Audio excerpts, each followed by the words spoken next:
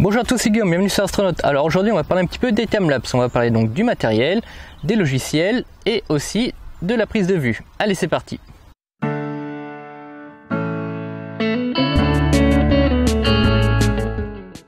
Alors vous avez été un grand nombre à me demander un tutoriel concernant ma dernière vidéo que je mets ici, qui est un timelapse sur la Voie lactée, de comment on fait ce type de vidéo.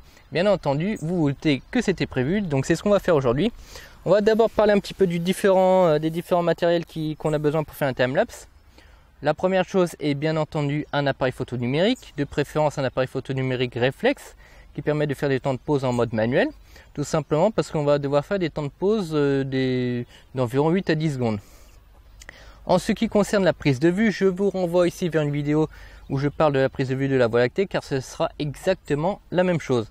En ce qui concerne l'appareil photo et des réglages, en règle générale, moi j'utilise un temps de pause compris entre 8 et 10 secondes avec une focale d'environ 24 mm ou 28 mm pour mon appareil photo numérique qui est un full frame, le Sony A7 III. Si vous avez un APS-C, privilégié donc les focales minimales comme 18 mm ou encore moins si possible. Et aussi la plus grande ouverture de l'objectif possible. Les objectifs de kit sont souvent ouverts à 3,5 à la focale minimale. Moi je conseille d'aller acheter un appareil, un objectif qui ouvre un peu plus. Comme ici, moi mon Tamron il ouvre à 2,8. Mais vous avez des objectifs qui ouvrent encore plus vers un 8 ou même un 4. Bien entendu, le prix de l'objectif va dépendre de son ouverture. Plus il ouvre grand, donc plus le chiffre est petit, plus l'objectif sera cher. Exception tout de même pour le 50 mm f1.8 qui est vraiment un objectif en rapport qualité-prix vraiment très bon, sauf qu'il a déjà 50 mm de focale qui n'est pas un très grand angle, privilégié plutôt du 14 mm comme chez Samyang qui font des très bons objectifs. Ensuite, concernant le reste du matériel, il va nous falloir un trépied, et un trépied costaud. J'en parle déjà dans ma vidéo, mais je vais vous en reparler encore du Velbon Ultra 655. C'est un trépied qui est ultra robuste mais aussi très petit. Bon, ici c'est la tête vidéo que j'utilise pour YouTube ou quoi, mais j'utilise aussi pour la photo, il est vraiment très bon. Juste petit bémol, ce trépied il a un petit port Kodak quand on dévisse ici un quart je crois. Il va falloir prendre un petit adaptateur si vous voulez mettre des têtes type Manfrotto. Ce trépied il a une excellente particularité, c'est qu'on va pouvoir enlever donc la partie du dessus qui est un tube qui permet de lever la tête, tout simplement. Mais on va désolé, il y a un avion qui passe.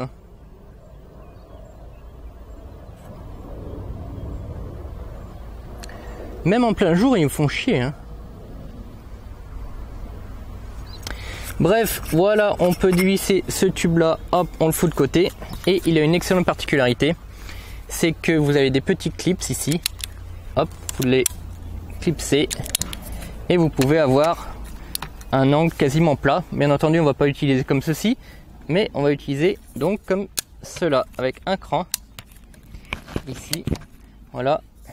Et aussi pour sortir les pieds, on fait un quart, on le sort juste comme ceci. Alors pourquoi je vous parle de ça? Tout simplement parce que moi je l'utilise toujours de cette façon. Ça permet d'avoir une excellente stabilité, même si vous marchez à côté, il n'y a pas de souci. Pour le vent, pareil, si vous avez vu ma vidéo sur le timelapse, vous pouvez voir qu'il y a beaucoup d'arbres qui bougent dans tous les sens. Il y avait vraiment beaucoup de vent, donc et les photos sont quand même nickel. Première chose à savoir, essayez de mettre votre appareil photo le plus bas possible, avec des pieds de votre trépied donc le plus écarté possible. Vous allez gagner énormément en stabilité. Et je vous le dis, moi j'ai vu la différence. Au début je le faisais vachement haut et ça allait pas, j'avais des filets d'étoiles tout le temps. Et du coup voilà, moi dès que je l'ai placé comme ça, plus aucun souci. Alors bien entendu, il y a une chose incontournable, c'est si vous voulez faire de la photo de la Voie lactée, et ben il va falloir être dans un endroit où vous allez pouvoir la voir au moins à l'œil nu, ou au moins l'apercevoir, tout simplement parce que si vous êtes à un endroit où vous la voyez même pas, vous l'apercevez même pas, ce sera même pas la peine d'essayer de prendre une photo avec votre appareil photo. Vous allez avoir des photos complètement cramées comme en plein jour, et ça c'est forcément dû à la pollution lumineuse. Donc si vous ne voyez pas la Voie lactée, et ben déplacez-vous. Ensuite, il va falloir donc pointer la Voie lactée, se mettre à l'ouverture et aussi à l'angle maximal que vous permet votre appareil photo. Donc le mien c'est un 28-75, je vais me mettre à 28, il ouvre à 2.8, je me mets à 2.8. Et après l'ISO c'est en fonction de votre appareil photo. Moi je me mets quand je suis à 2.8 à 3200 ISO, mais vous pouvez monter un peu plus en fonction de la région. S'il fait bien noir, vous pouvez descendre, vous pouvez monter en ISO, il n'y a pas de souci en fonction de votre appareil photo. Donc voilà, donc quand vous avez placé votre appareil photo, que vous avez pointé la Voie lactée, que vous avez mis votre appareil photo à l'ouverture max et à la focale la minimale, il va falloir faire la mise au point. Comment faire la mise au point? Il va falloir utiliser une étoile brillante, de préférence vous mettre en live view et faire la mise au point en manuel, car il va falloir toujours être en manuel en mise au point et bloquer la mise au point. Ensuite, quand la mise au point est faite, il va falloir avoir un appareil incontournable, c'est l'intervallomètre. Beaucoup des appareils photo numériques du moment là intègrent directement dedans un intervallomètre, comme le Sony A7 III, qui à la base n'en avait pas, mais avec la dernière mise à jour il intègre un intervallomètre. Donc si vous avez un Sony A7 III, hop, filez faire la mise à jour. Et donc il va falloir programmer cet intervallomètre. Donc pour faire un timelapse, en règle générale, donc moi j'utilise des temps de pause compris entre 8 et 10 secondes et séparés de 10 secondes. Alors l'appareil va prendre une photo de 8 à 10 secondes de pause et ensuite il va attendre 10 secondes avant de relancer une pause. Donc l'intervallomètre permet de faire des séries d'images. On va lancer donc une série de 4, 5, 600 photos. Ouais, ça fait beaucoup quand même.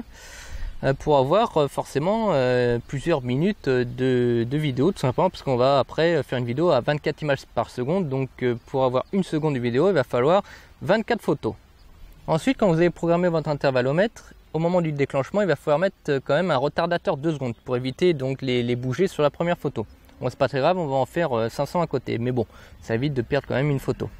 Après, vous n'avez plus qu'à attendre que les 4, 5, 600 photos se fassent avant de rentrer chez vous. Une chose importante aussi, c'est qu'il va falloir shooter en mode RAW, car on va faire un petit traitement sur chacune des photos pour faire ressortir la Voie lactée, hein, c'est toujours plus joli.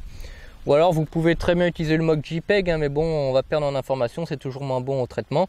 Bien qu'après on réduise la taille de la photo, parce qu'on va pas utiliser une photo qui fait 4000 par 6000, hein, on va faire une vidéo en haute définition, hein, donc ce sera format HD. Donc vous pouvez aussi très bien directement réduire la taille dans votre appareil photo s'il le fait, mais moi je préfère garder la taille originelle et shooter en mode RAW pour les traitements derrière, et après changer la taille avec le logiciel de vidéo. Donc maintenant, il ne vous reste plus qu'à récupérer vos 500 photos et aller sur l'ordinateur et on va voir ça tout de suite. Ok, alors nous voilà sur l'ordinateur. Bon, cette fois-ci, dans cette partie de vidéo, vous n'allez pas voir ma tronche, hein, je ne pense pas que ce soit indispensable. Et en plus, j'ai plus de batterie dans l'appareil qui me filme. Donc ce n'est pas grave, le sujet principal, c'est ce qui se passe sur l'ordinateur. Donc maintenant, ce qu'il va falloir faire, c'est récupérer vos fichiers RAW, les mettre dans un dossier spécifique, vous allez toutes les mettre. Hein. Si vous avez 300 photos, vous mettez les 300 photos dans le dossier. Vous lancez Lightroom. Alors bien entendu, Lightroom, l'avantage de Lightroom, c'est déjà qu'il est très puissant, mais aussi qu'il permet donc l'application de traitement qu'on va faire sur une seule photo, sur toutes les photos d'une série. Je ne sais pas s'il y a beaucoup de logiciels qui le font, hein. Sous Photoshop, il y a peut-être possibilité de créer un script qui permet donc de copier un traitement sur toute notre photo, mais je ne suis pas sûr. Donc je préfère travailler avec quelque chose que je connais. Il me semble aussi qu'il y a d'autres logiciels comme RAWtherapy, qui est un logiciel gratuit de traitement des fichiers RAW, je le mettrai en description de la vidéo, qui permet donc de faire le traitement donc déjà des fichiers RAW, mais aussi de faire la même chose que Lightroom, mais en mode gratuit si vous n'avez pas Lightroom. Bref, donc vous allez synchroniser votre dossier dans lequel vous avez mis donc tous vos fichiers RAW. Donc ici on peut voir donc tous mes fichiers. Et là il va falloir sélectionner donc une image où vous allez voir la Voie lactée. Donc en général on va prendre une image qui correspond au milieu de la série, où on va pouvoir donc faire un traitement complet sur cette photo. Donc on va aller dans développement. J'ai oublié de parler d'une petite chose aussi lors de la prise de vue, c'est que lors de la prise de vue on va plutôt sélectionner dans notre boîtier un format 16/9, tout simplement parce que maintenant les vidéos qui passent sur la télé, sur les écrans, sur YouTube, ce sont des vidéos en 16/9. Le boîtier ne prend pas d'origine de photos en 16/9, je crois que c'est un format 4/3. Mais voilà, donc si vous ne l'avez pas fait dans votre boîtier, vous pouvez le faire directement ici sur Lightroom en sélectionnant donc le petit onglet ici. Vous allez sélectionner donc ici l'aspect et vous allez prendre un ratio 16/9. Après vous faites votre cadrage comme vous avez envie. Vous appuyez Entrée. Une petite chose, si vous allez shooter en RAW, le fichier original est enregistré dans le boîtier. C'est un fichier aussi 4 tiers, mais il est automatiquement recadré quand vous l'ouvrez dans Lightroom. Donc rien ne vous empêche en venant ici de venir recadrer comme vous avez envie si vous vous êtes trompé un petit peu dans le cadrage du format 16/9, donc comme ceci. Et voilà, vous faites à votre guise. Ensuite, première chose qu'on voit, c'est l'aspect rougeâtre de la photo. Et on voit que la Voie lactée ne ressort pas beaucoup. Donc on va déjà commencer par la balance des blancs en venant ici jouer sur la température et en diminuant la température jusqu'à avoir quelque chose un peu meilleur, de moins rouge. Allez, on va mettre 4200, je crois que c'était un bon paramètre.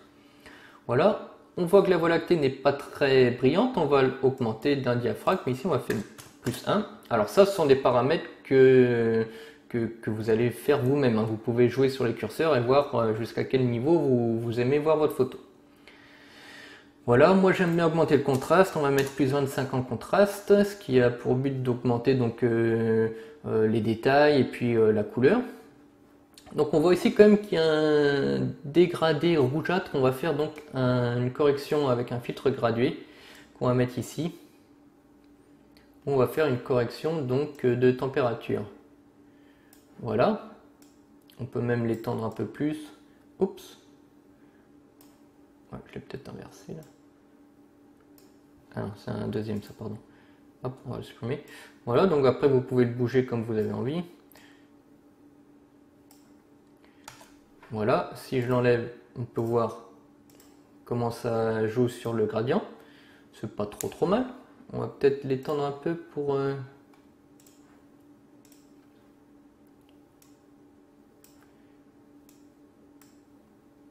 Voilà, on appuie Entrée, on sort de ce mode. J'ai peut-être envie de jouer un petit peu encore sur la température. Voilà, on va rajouter peut-être un peu plus de diaphragme. 0,2. Oups, trompé. 1.2, pardon. Voilà. Alors, quelque chose qui est vraiment excellent, c'est la correction du voile. Donc, je vous conseille de l'augmenter. Voilà, vous pouvez voir que l'effet que ça fait, si on... Bon, jamais aller vers le négatif, et dans le positif, sur des valeurs, voilà, entre 10 et 20 par exemple, on va mettre 10 pour être pas trop violent. Alors maintenant, on va augmenter un petit peu la saturation, cependant, il faut bien penser à ne pas faire donc d'augmentation de saturation avec donc le pinceau. Ce que vous allez faire, voilà, c'est bien, vous allez faire un coup de pinceau aux endroits de la Voie lactée, vous voulez augmenter la saturation, ou autre, hein, ici il y a plein de paramètres qu'on peut jouer.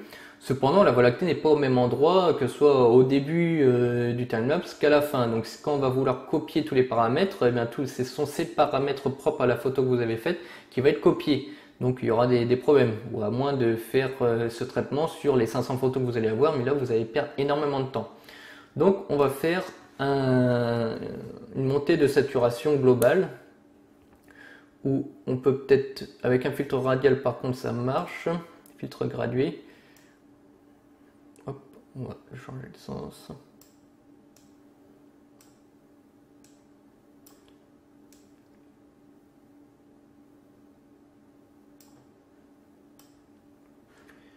Voilà, on va le mettre comme ça évite de jouer sur ce qui est en bas. On va diminuer quand même. Allez, on va l'augmenter à 30.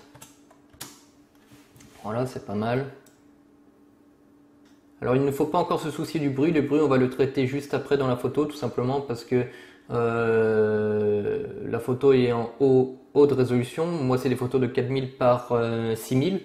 On va la diminuer après en format haute définition, donc c'est 1920 par 1080 dans le logiciel donc de vidéo. Donc ne vous souciez pas trop de ça. Le bruit, on va le réduire fortement juste après. Ça ne se verra pas normalement à la vidéo, ou très peu. Bien entendu, le bruit est en fonction donc de votre temps de pause, de votre ISO, de votre caméra. Voilà, c'est vraiment indépendant à votre boîtier et à votre prise de vue. On peut voir le avant-après. Voilà, hop, on sort d'ici. Bon, c'est pas trop mal. Après, vous pouvez vraiment voir ce que ça fait certains curseurs. La clarté, c'est bien, ça va jouer sur le micro-contraste. Donc vous pouvez augmenter, vous allez voir des belles choses apparaître. Mais surtout, allez-y, mollo. Et on va mettre plus 15. Voilà, moi ça me paraît pas trop mal, hein. On peut voir l'avant après. Voilà, donc ici on a l'avant et ici on a l'après, quand même beaucoup mieux. On va venir maintenant jouer sur un peu de courbe. On peut toujours augmenter, faire une courbe en S pour augmenter le contraste. Bon là j'y vais bourrin, hein, ne vous en faites pas. Maintenant après c'est à vous de voir ce qui vous plaît. Voilà. Après bon, moi je ne joue pas non plus sur énormément de paramètres. Alors maintenant on va faire de la réduction de bruit parce qu'on voit quand même que la photo est très bruitée, hein. On a quand même augmenté les détails, la luminosité et tout. Donc ça crée énormément de bruit dans l'image. Donc on va jouer ici sur le bruit de la luminance, en général entre 20, 25, 30. Après c'est à vous de voir ce qui vous plaît. Mais ici ce qu'on va faire, c'est on va garder du détail, on va se mettre autour de 80. Voilà, moi c'est des paramètres que j'ai testés, que je trouve vraiment bons pour faire des timelapses. Voilà, après c'est vraiment à votre juger, hein. Je le répète, vous faites votre timelapse comme vous l'avez envie, comme comme ça vous plaît. Donc c'est à vous de voir. Peut-être réduire un peu plus, 40%. Alors ici c'est la force donc, de la réduction de bruit. Et ici, c'est sur quel type de détail vous voulez garder. Si vous êtes à 0, ça va flouter donc toute la photo. Si vous montez vers 100, ça va garder quand même les détails. En l'occurrence ici, plutôt les étoiles. On va mettre 85 même. On va même faire un peu sur la couleur parce que le bruit de chrominance souvent est très élevé. Et ben écoutez, moi je trouve que tout ça c'est pas mal, on peut voir l'avant-après. Donc ici on a l'avant et là on a l'après. Il y a quand même une énorme différence entre les deux. Voilà, maintenant il va falloir faire ce traitement-là, appliquer ce traitement sur toutes vos photos. Et là je peux vous dire que vous pouvez presque aller vous coucher, ça va mettre des plombes. Donc comment faire? Ici vous allez sélectionner donc votre photo, vous allez faire copier, et ici vous allez cocher toutes ces cases-là. Et le recadrage, pas oublier parce qu'on a fait un recadrage 16/9. On clique copier et ici vous allez aller donc dans votre liste ici, vous allez faire donc un CTRL A. CTRL A, ça va avoir pour but la section de tous vos fichiers, donc vos 300 photos ou 400 ou en fonction de combien vous en avez. Et ensuite vous allez faire coller. Bon là je vais pas le faire sinon on va plus m'entendre, ça va tellement ramer. Moi c'est déjà fait, donc on va passer après à la partie vidéo. Alors maintenant que vous avez fait votre traitement sur une photo, que ce traitement vous l'avez copié à toutes les autres photos, il va falloir exporter vos photos. Donc car DaVinci Resolve, lui, ne peut pas utiliser les fichiers RAW, il va falloir des fichiers au moins, le mieux c'est JPEG pour pas qu'il rame de trop. Donc on va faire fichier exporter. Ici vous allez sélectionner donc un format JPEG, donc ça se trouve ici, JPEG. Ou TIFF hein, comme vous voulez, mais préférez JPEG si vous n'avez pas retouché vos photos à la suite. Mettez sRGB et qualité, vous mettez 100%. Alors vous pouvez ensuite les redimensionner en même temps en 1920 par 1080 qui vous permettra donc d'utiliser DaVinci Resolve d'une façon un peu meilleure, tout simplement parce qu'il consomme de la ressource. S'il doit en plus redimensionner, c'est un peu compliqué, donc vous avez le choix en fonction de votre PC, ou vous redimensionnez tout de suite vos fichiers RAW en 1920 par 1080, ou alors vous laissez le format normal on va dire et puis vous allez le redimensionner par le logiciel ensuite de traitement vidéo. Bref, donc ici on a dit format JPEG, vous cliquez ensuite sur sélectionner un dossier. Sélectionnez un dossier, vous le mettez dans le dossier que vous avez envie et vous cliquez exporter. Là c'est pareil, ça va être très long. Hein, donc vous pouvez aller boire un café, regarder la télé, jouer à la console si vous avez envie. A few moments later.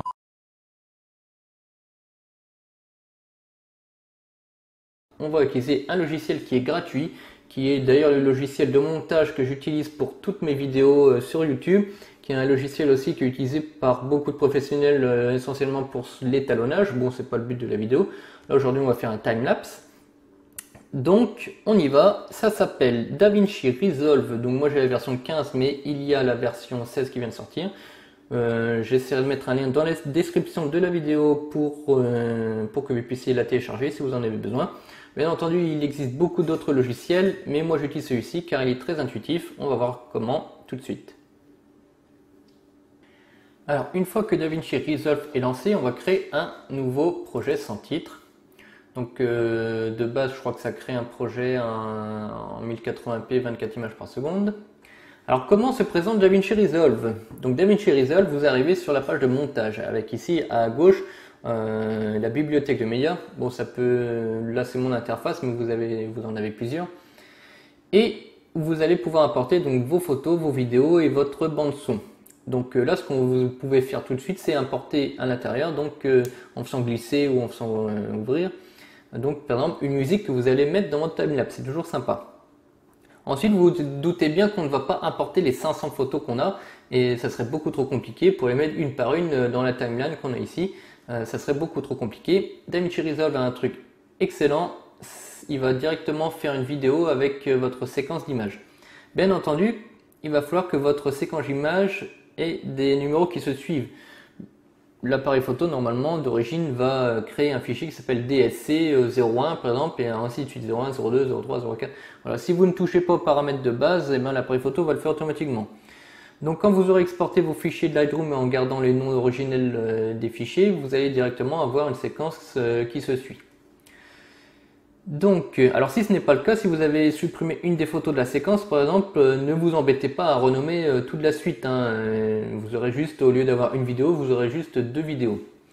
Donc pour ce faire, on va aller dans Médias. Après, ici, vous allez aller donc dans votre dossier où se trouve où vous avez exporté donc tous vos fichiers traités sous Lightroom.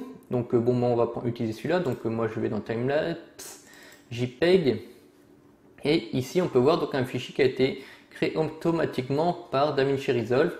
C'est directement le timelapse. Donc on va le faire glisser dans Bibliothèque de médias.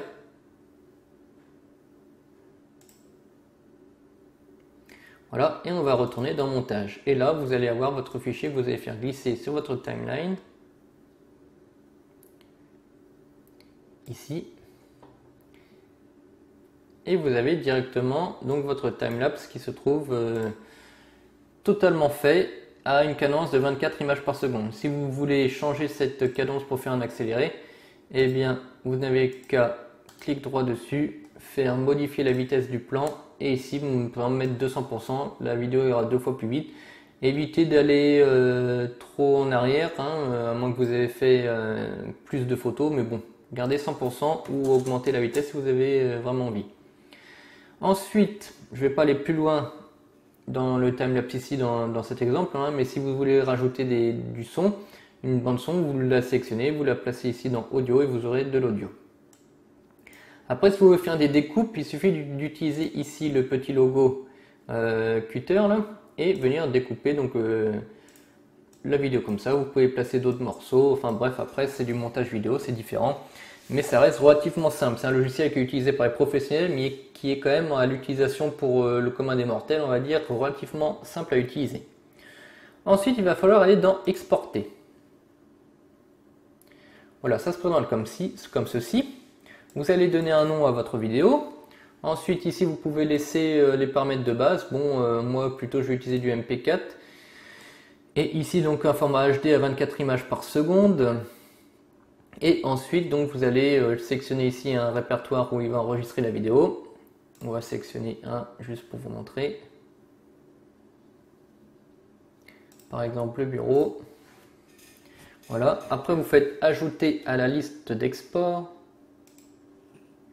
Il va se placer ici et vous n'avez plus qu'à appuyer sur le bouton qui se trouve là, exporter, et le logiciel lui va donc prendre toutes vos photos, les réduire s'il faut les réduire, faire les découpes, enfin tout ce que vous avez fait dans la timeline au niveau montage, et en faire donc une vidéo qui correspondra à votre timelapse.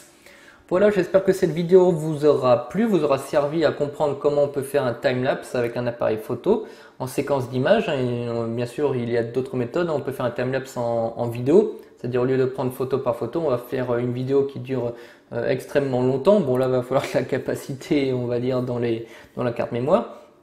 Et après, on va la mettre dans le logiciel DaVinci Resolve et on va augmenter sa vitesse et vous aurez une vidéo en mode timelapse ultra rapide. Bref, voilà. Et bien sur ce, je vous souhaite à toutes et tous un bon ciel. N'hésitez pas à vous abonner et au revoir.